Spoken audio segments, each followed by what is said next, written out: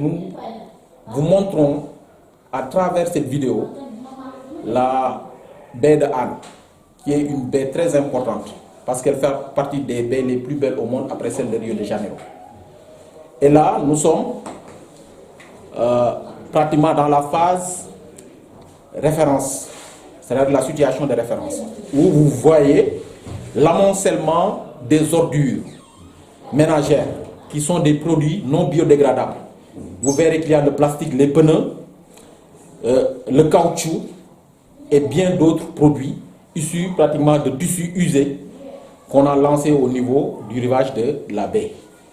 Vous verrez aussi qu'il y a des efforts importants qui ont été entrepris pour dépolluer la baie à travers la mobilisation d'engins lourds qui nous permettent pratiquement d'enlever les ordures ménagères.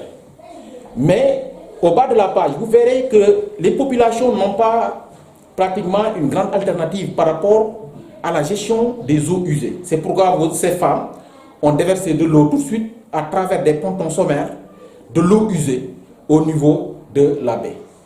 Ce qui fait que ça pose un problème de santé publique. Parce que, dit-on même, que des matières fécales sont déversées au niveau de la baie d'Anne. Les populations, à travers l'Association pour le développement durable de Anne, se sont mobilisées, hommes et femmes, petits et grands, pour pratiquement déblayer la baie pour que cette baie retrouve son lit d'antan. Et vous verrez ici la situation où l'on est arrivé, c'est que au niveau même de la baie, les gens, il y a des installations, parce que les femmes transformatrices ont installé sommairement des clés pour faire la transformation des produits halieutiques. Mais comme je le disais tout à l'heure, les populations se sont mobilisées à travers l'Association pour le développement durable de Hann. La mobilisation des engins lourds grâce au concours du port autonome de Dakar à travers son directeur, M. Aboubakar Sadir Bey, que nous remercions au passage, et aussi l'apport significatif de Madame le maire de la ville de Dakar, en sus de l'implication du maire de la commune de Hann Bel-Air, nous ont permis de faire ce travail. La baie peut retrouver son lit d'antan, mais il faut que chacun s'y mette. Les populations elles-mêmes doivent être au cœur du dispositif. Mais les populations manquent de moyens.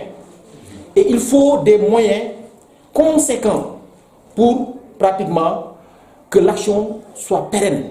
Parce que le problème qui se pose ici, c'est la pérennisation de l'activité.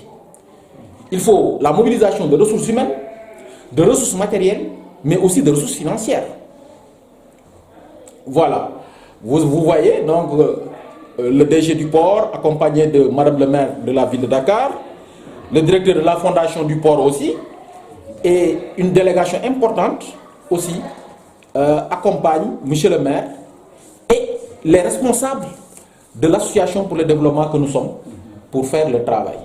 Et vous verrez que c'est des jeunes mobilisés, des jeunes garçons, mais aussi des femmes mobilisées pour arriver à ce que notre baie, pratiquement, soit une baie durable.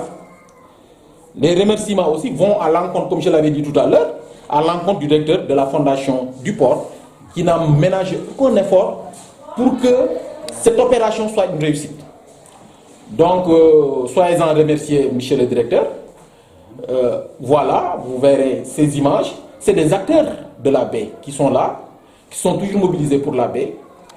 Et je pense que l'activité demande une coordination pour que les résultats escomptés soient les meilleurs. Et les cibles, comme je l'avais dit, ce sont les populations toujours. Parce que les populations, en dehors des industriels, sont des pollueurs, mais sont les premières victimes, comme je l'avais dit.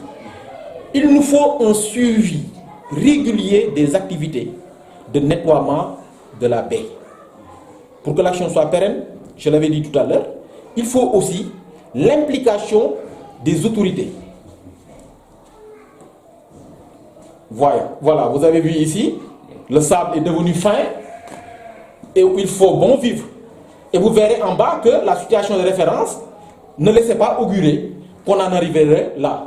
Ça veut dire que si on arrive à nettoyer correctement la baie, on va arriver à cette situation qui est la situation pratiquement escomptée, la situation voulue par les populations, parce que c'est cette situation qui permet à nos enfants, à nous-mêmes de pratiquer le sport, de faire des jeux collectifs et pratiquement de nous épanouir. Et ce que vous voyez ici, c'est un amoncellement d'ordures qu'il faut acheminer vers des décharges lointaines. Parce qu'il y a une corrélation entre la restructuration de la baie d'Anne, la restructuration de la commune d'Anne et pratiquement la dépollution de la baie d'Anne. Ça va permettre à de gros porteurs pratiquement de venir collecter pratiquement les ordures et de les acheminer vers des décharges lointaines. Vous voyez, le sable est devenu fin, pratiquement c'est agréable à regarder. Mais l'action ne doit pas s'arrêter seulement à notre commune. Elle doit embrasser d'autres communes dans le cadre d'une intercommunalité. Parce que la baie de Anne ne s'arrête pas seulement au niveau de la commune de Anne-Belair. Voilà. Et vous voyez, ça c'est l'apport du matériel, pratiquement de nettoiement à travers des brouettes, des fourches, des pelles. Et ça, pratiquement, c'est le fait du port autonome de Dakar que nous remercions très vivement à travers son directeur, à travers aussi la fondation et tous les membres de cette fondation. Nous remercions aussi Madame le maire de la ville de Dakar qui a bien voulu se déplacer pour venir participer à l'opération avec les populations, pratiquement avec un plaisir inégalé. Et aussi les autres autorités qui sont là, le directeur du port, que vous voyez ici aussi, qui a pris de son temps pour un week-end, pour venir passer avec nous cette activité. Donc nous ne saurions vraiment terminer sans lancer un appel à toutes les populations de Anne et au-delà de Anne pour travailler pour que la baie retrouve son lustre d'antan.